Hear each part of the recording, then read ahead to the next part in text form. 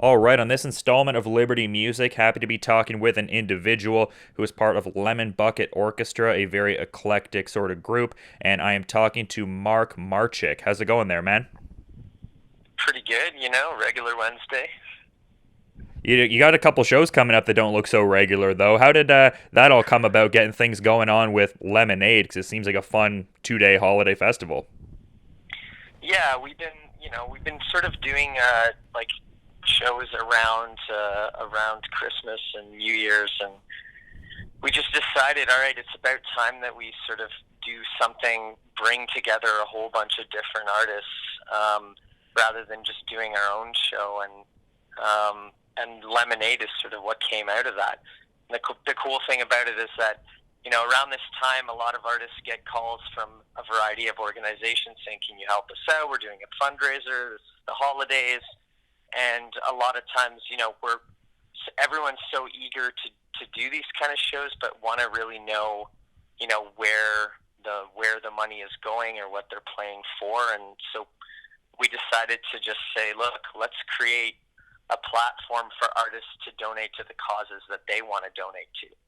And so each of the artists that's on the bill is going to be donating to a charity of their choice.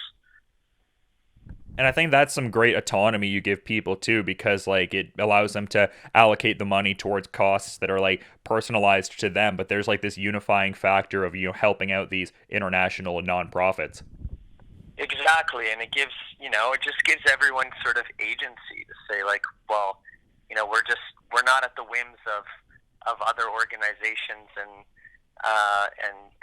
having to help sort of who somebody puts out. You can still do that if you like, but at the same time, you can say, look, this is something that's really important to me, and we try through Lemon Bucket to sort of give people that platform.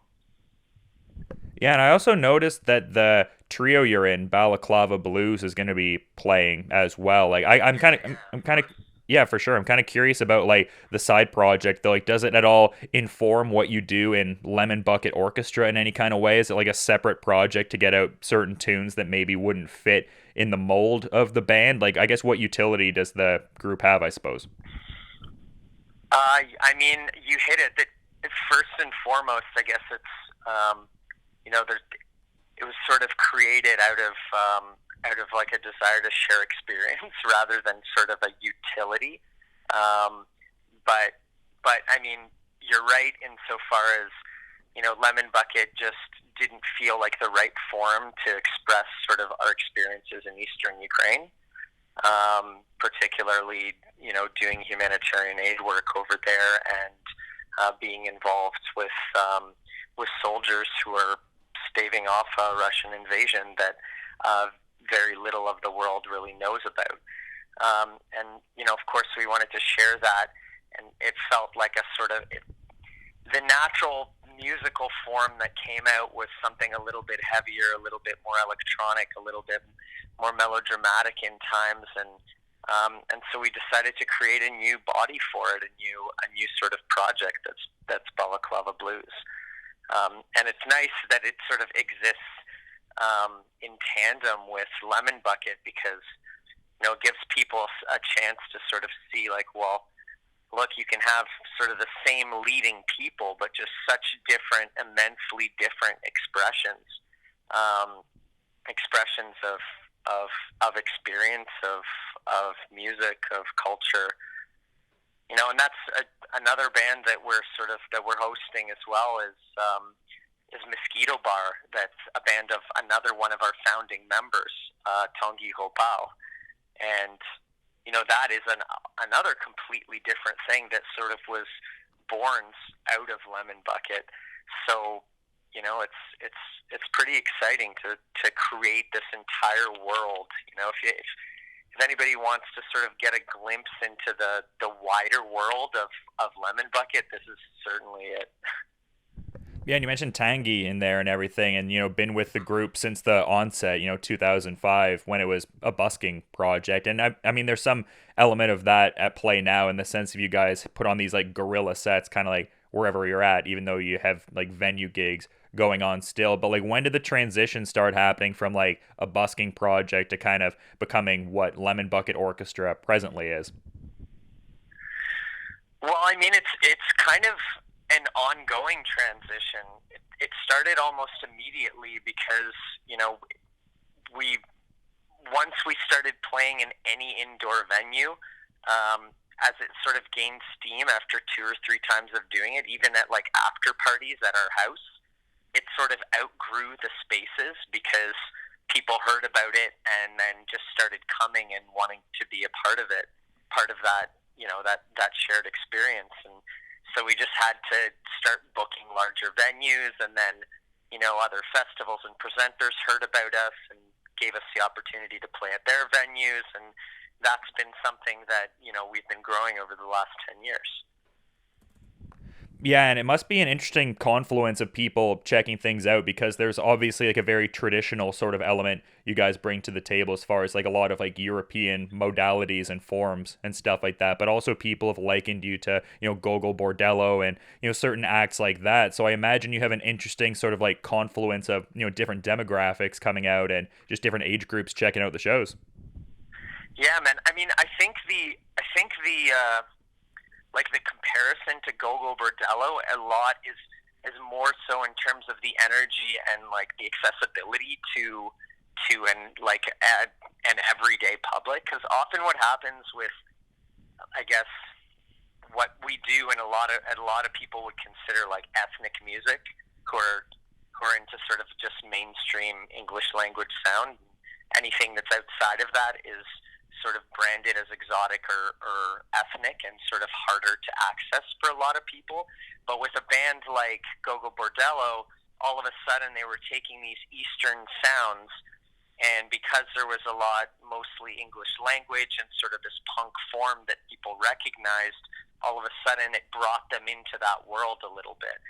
And in a lot of ways, I feel like we're kind of an extension of that, but also a step forward. We're saying, well, no, you don't actually need English language. We can connect to one another no matter what our language is, as long as the intention of the music is strong and clear and expressive and welcoming. And so that's kind of what we do with Lemon Bucket. And you're right, it's not just Eastern European forms. That's sort of what we heavily lean on because it's the core of the group is from that part of the world, and we all are just have this shared affinity for Eastern European culture from a variety of different nations.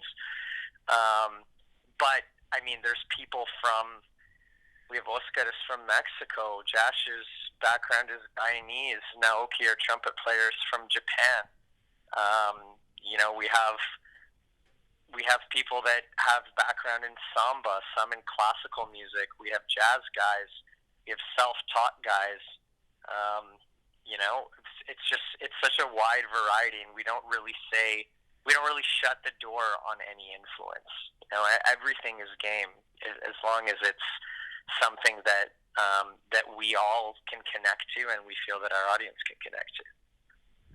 Yeah, for sure. And I think it's like a fitting kind of sound for Toronto because it's that like mosaic kind of thing that you alluded to. Like it's very much like a culturally eclectic sort of thing. And like you talk about just creating this like inclusive space for people at live shows whereby there's a lot of like interaction. And how important is that kind of dynamic to have this sort of like kinship and camaraderie whereby it's not like, oh, we're the band and you guys are, watching us and exalting in our glory type of thing. Like it's kind of this sense of like we're all having a party and just uniting and just having a good time. Yeah, anyone who knows us knows that we're pretty bad at maintaining like a rock star persona. There's not too much of that. It's kind of like, it's pretty common for you to walk into a venue, no matter how big it is, and walk up to the bar and see a Lemon Bucket member having a drink and talking to some friends before the show, as opposed to, being backstage and waiting for the big entrance and all of that stuff. Like we're pretty, it's just, that's the way that the band was created. We started playing at kitchen parties and on the street, so that the whole point was to be accessible. Even as we grow, the project grows, and sort of there's a lot more people, and sometimes and there's like bigger stages, so more distance between us and the audience, but there's always the goal of breaking down that distance, whether that's, through talking to the audience, or getting them to dance, or getting them to clap or sing along, or by literally coming off stage. It's still something that we do all the time.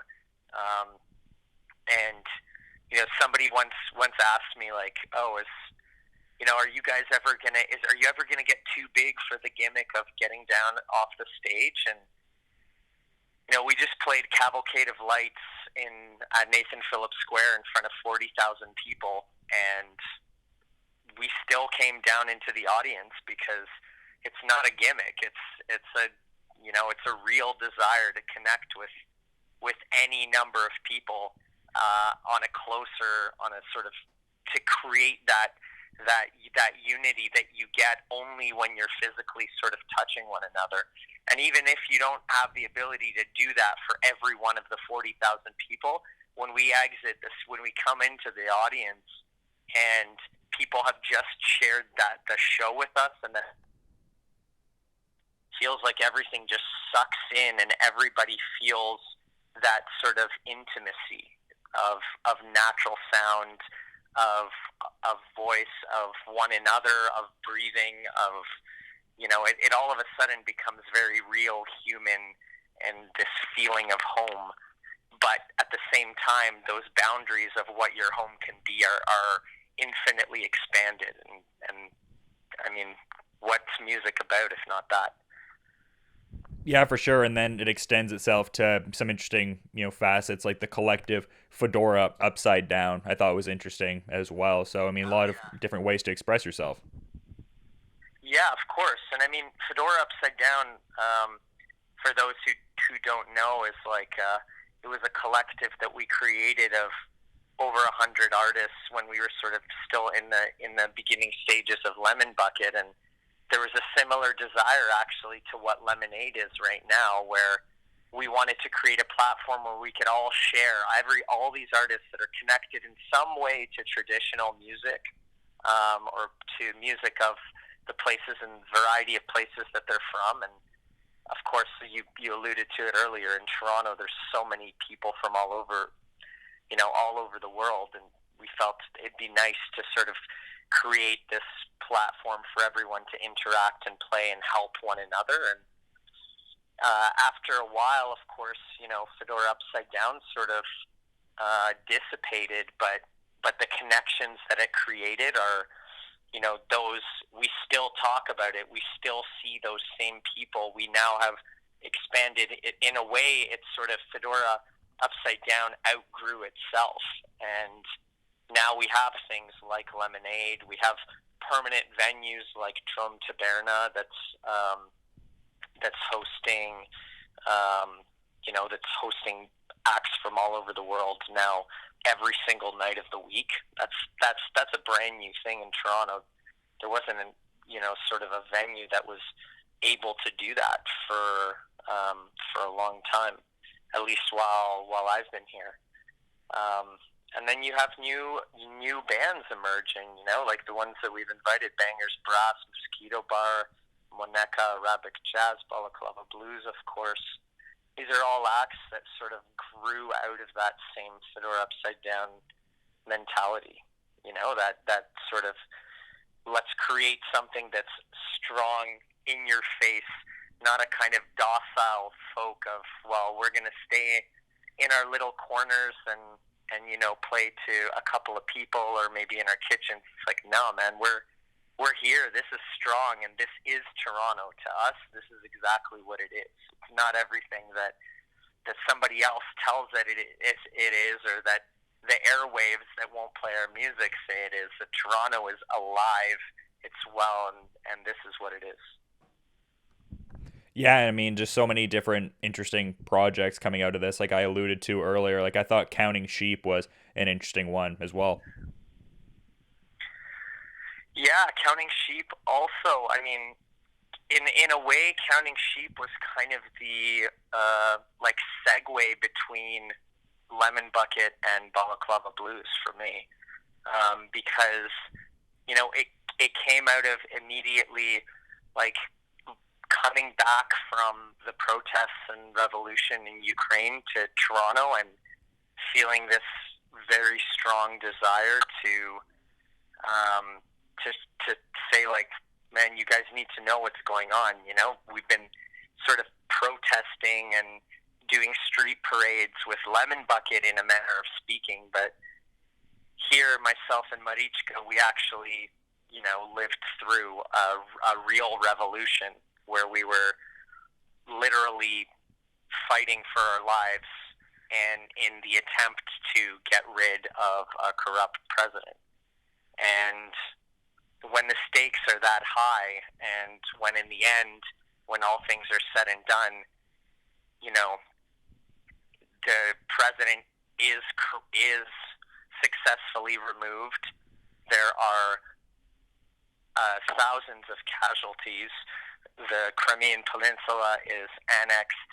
There's a war in the Donbass that's now been going on for almost 5 years, with tens of thousands of deaths and over 1 million displaced people.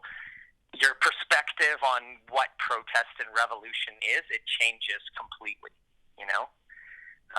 and so, of course, what doesn't change in that is that, your humanity as an artist, as a musician, those things that have been close, near, and dear to you, and how you express human experience through your art, that's still there. So it was just important for us to create something where we could share what was going on, and what we experienced in Ukraine, and that's what Counting Sheep was. It was this kind of like natural, also a natural expansion of Lemon Bucket, because Lemon Bucket was all about breaking barriers, about coming off the stage and being with people. So we were like, let's make an interactive. If we're going to do a theater piece, we're not going to stay on stage. Let's make the stage the audience, and let's invite everybody in to actually be a part of a staged revolution, and to do our best to try and bring across what it was like to be there. And that, when we toured that across the world for 5 years and won lots of awards and accolades and all that kind of stuff, and of course, normally I wouldn't even mention that kind of stuff, but it's actually super important when you have this, when you have an aim, an actual goal of getting the word across about our home nation, Ukraine, about what's happening there, about the people, about the humanity, and also about the fight for democracy that's happening between the entire Western world and the Russian Federation, that's happening on the front lines of that fight are in Ukraine. So when you start to get accolades for your work and sharing that story, it just means that more people are gonna see it and hear about it, and so that was a big part of the last 5 years of our work with both with Lemon Bucket and then eventually with Balaclava Blues, as we decided that, okay, it's time for us to redirect our attention with Lemon Bucket, come back to sort of the roots of what we started doing, and Balaclava Blues sort of took that, I guess took that torch and continued running with it. Well, I mean, that's a great thing to shine a spotlight on because, like you said, it has a localized importance because part of the home country and stuff like that. But I think it's something people can, really resonate with in the sense of like fighting for democracy. And for people in North America, that can be something that's all too often taken for granted or seen as like a normative sort of thing. So to shine a spotlight on a situation like that is hugely important. Well, listen, it's massive. Our Minister of Foreign Affairs, Chrystia Freeland. Well, actually, she's not Minister of Foreign Affairs anymore. She's now Deputy Prime Minister.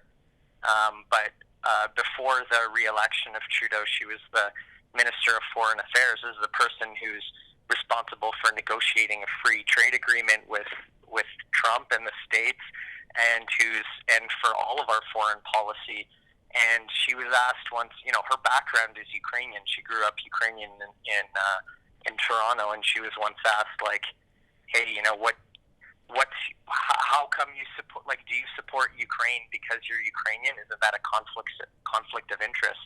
And she said, like, let me be really clear about Canada's position on Ukraine and on Russia. You know, we're not supporting because there's a lot of Ukrainians in Toronto or in Canada.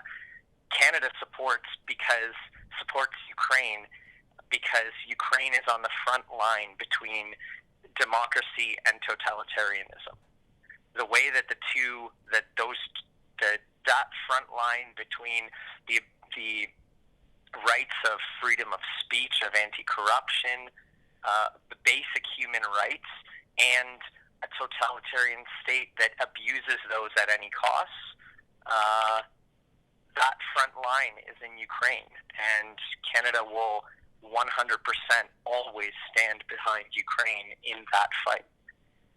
That's something that I've heard her say, actually, and repeat in a number of different places, a number of different speeches. It really got me thinking about what we can also do, I mean, as people, as citizens, and as musicians and artists.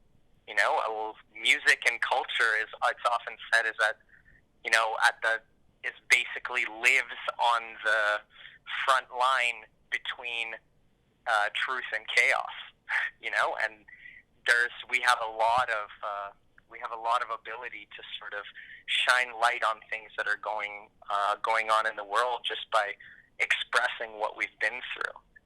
So, it's in those kind of moments, it makes me really proud to sort of be a Canadian artist, be a Torontonian artist, because we do have that ability to do that here, like we don't in other parts of the world.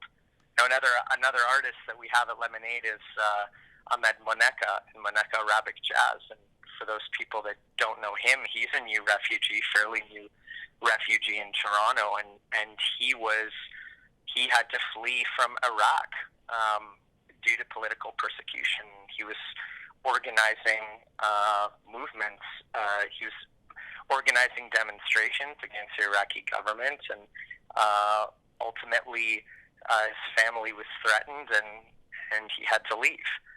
And now there's a full-on revolution happening in Iraq. So these are work that he continued and then was able to bring that story to Toronto and share it, has now evolved into something greater.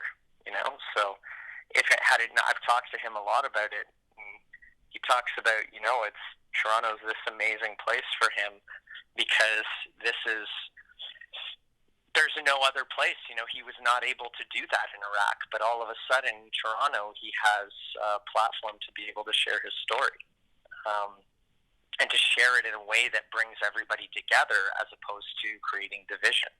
That's an amazing thing.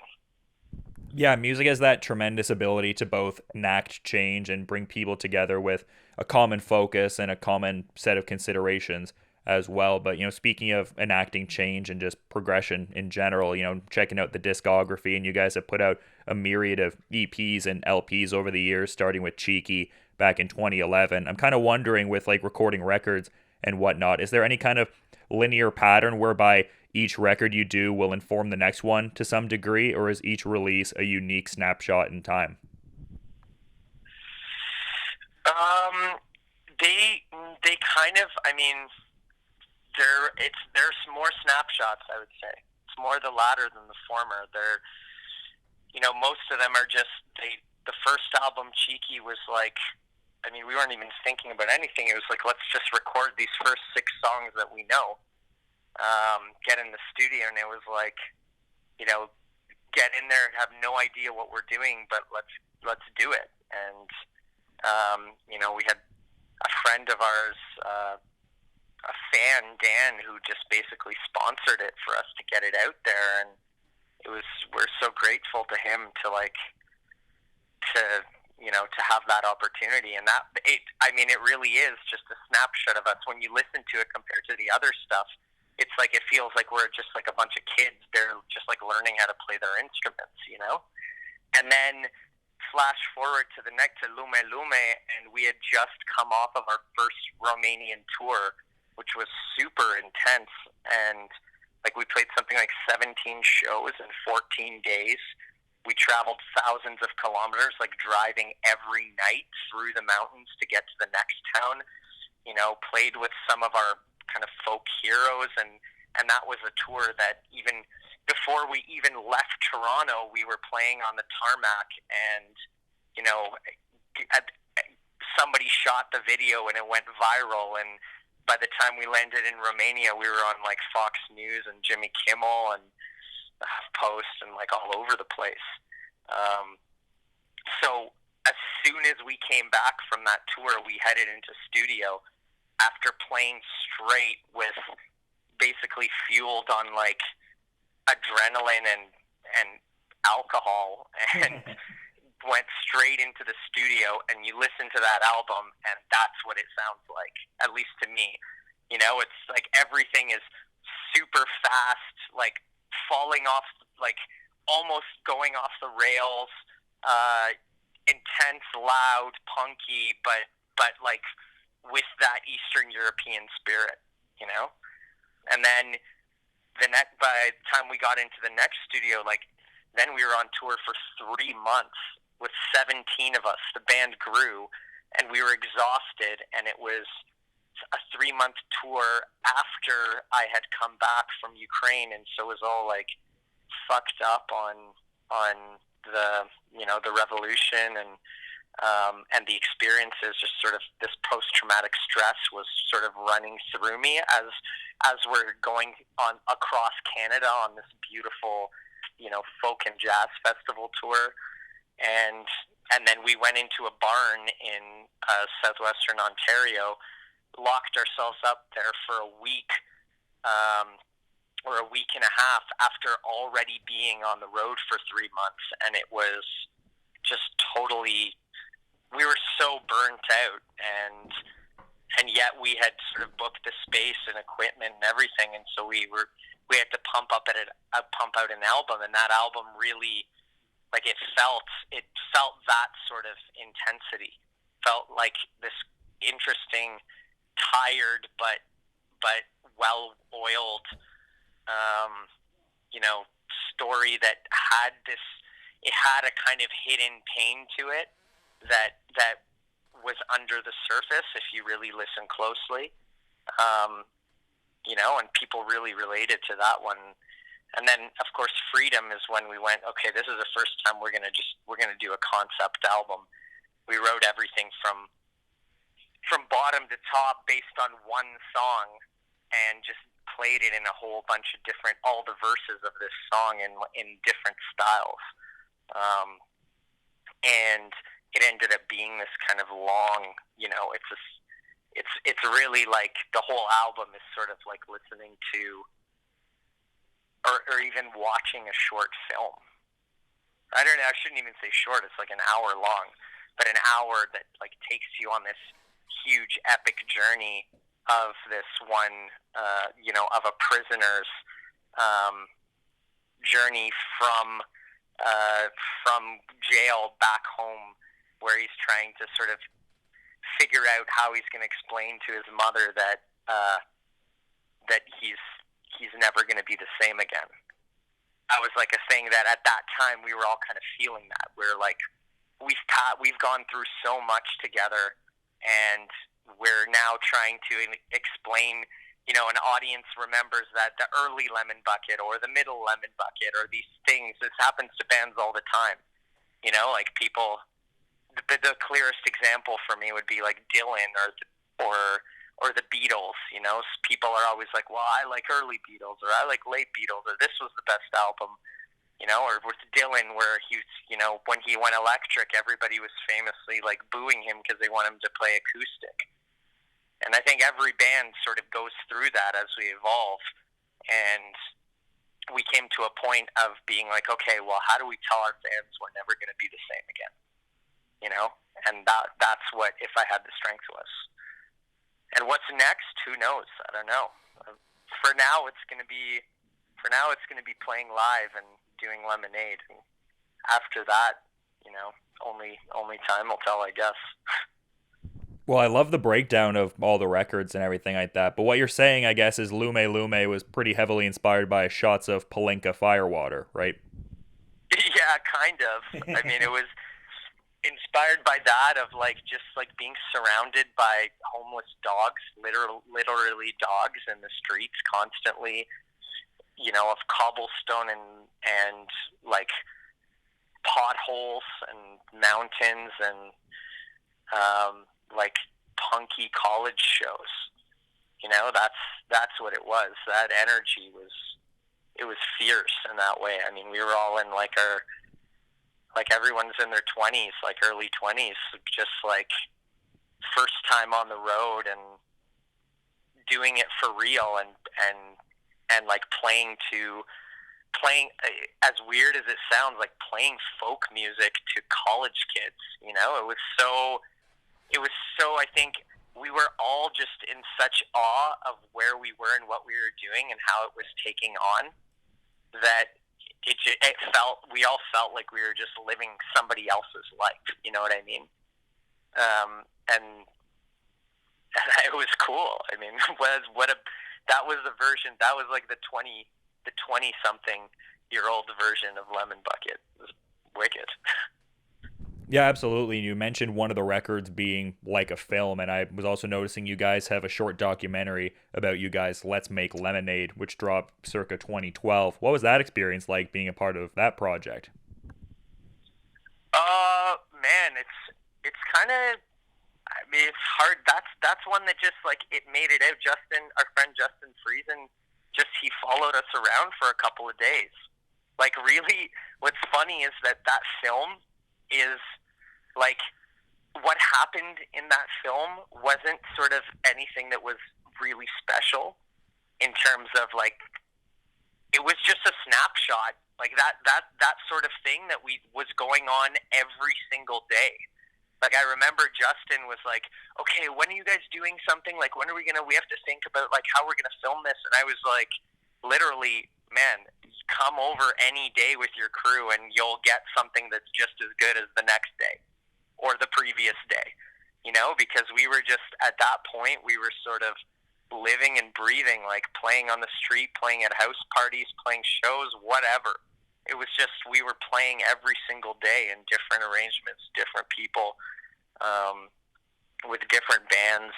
It was kind of like this, constant, this like underground scene that was just sort of bubbling and getting out and into the world, and since then we've had lots of people sort of follow us and film us, but that one was like a really specific, like, Justin was with us for like 3 days. He put it out as like a student project, and then next thing you know,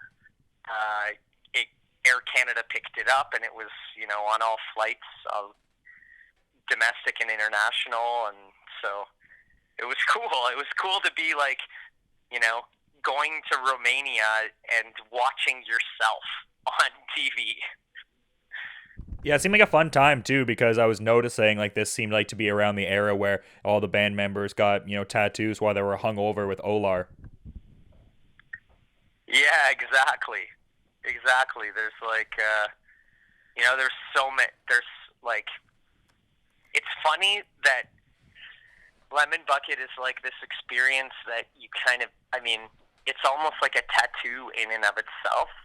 That all those guys that got tattoos on that tour, they're no longer in the band. They've all moved on to different things, and over the years we've had like well over 40 musicians come through Lemon Bucket, and each one of them was super special. Like, it added something that never left the band even after they left.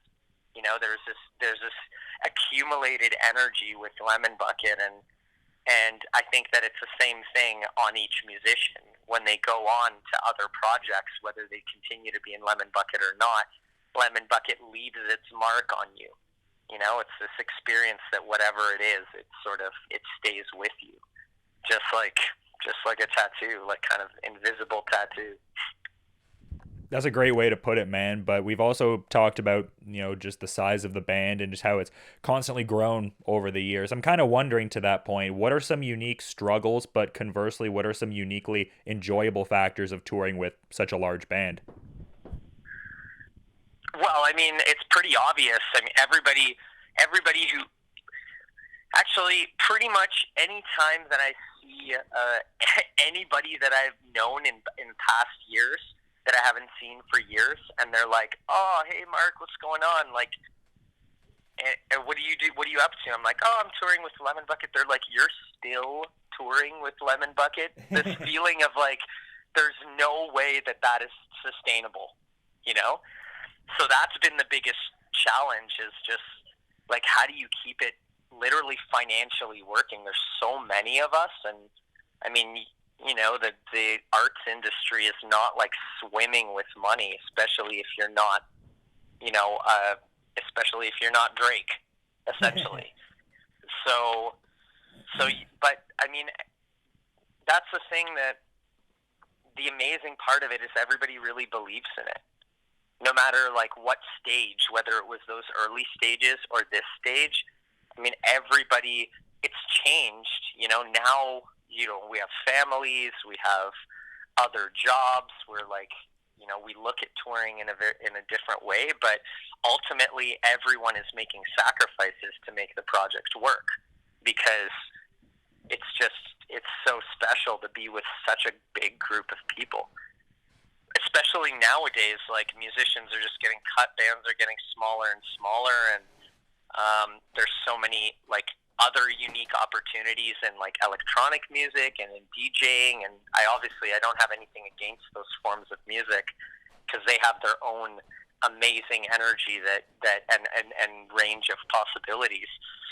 But that doesn't like disqualify or overshadow the fact that when you're playing together with a large group of people live through an instrument, that's incredibly special. It's something that we've been sharing like as humanity for hundreds of years, and when you feel yourself be a part of not just like a niche or a scene or like a really cool concert or a cool venue, but when you feel yourself like be connected to something that is way larger than yourself, something that spans back centuries, that, whether you can verbalize it, put your tongue to what it is not important. You feel it. You feel it on the inside. Absolutely, man. That's a great way to put it. But I don't want to take up your whole day here. You've been great with your time. I'm curious if there's anything you'd like to add as a parting thought as we're wrapping up, though.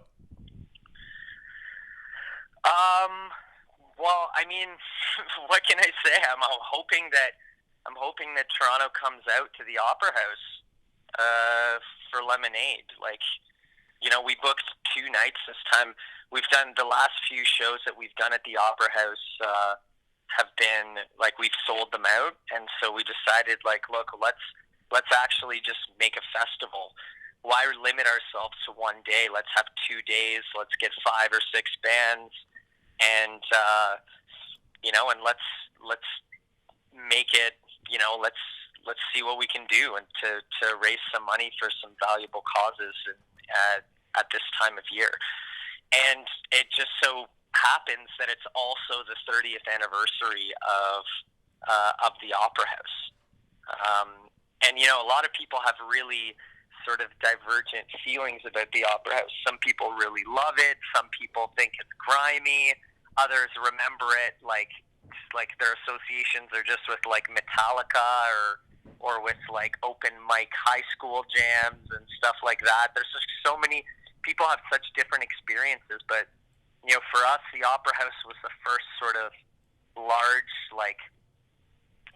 venue that opened its doors to us, that went like, yeah, we dig what you're doing and the energy, and let's get you guys in here, and we'll help you promote, we'll help you get people. And they were always so good to us, and so now we've been doing shows at the Opera House for probably like the last 5 years. We brought some of the biggest, you know, names in Eastern European music to the Opera House, to Toronto, thanks to like our partnership with Athena over there. So, you know, I hope that everybody will come and celebrate both with them and with us. You know, a little pre-New Year, get yourself in the mood type of thing. Absolutely. Lemonade going to be a great time Friday, December 27th, as well as Saturday the 28th. People have chances to go by the Opera House. They can do either 2-day festival passes or they can check out 1 day. Plenty of options available. And for more details on all of that, people can go to lemonbucket.com. And again, just really appreciate all the time and insights there, Mark. Best of luck with, the remaining preparations ahead of this event. And I'm looking forward to coming out and checking it out myself. Yeah, man, I'm down to sit down and talk. You know, I like to babble. I think now everybody knows I like to do that. So anytime you want, man, it was a pleasure. No, that's awesome, man, for sure. And yeah, you just enjoy the rest of your day too. Thanks again. You too. See you later.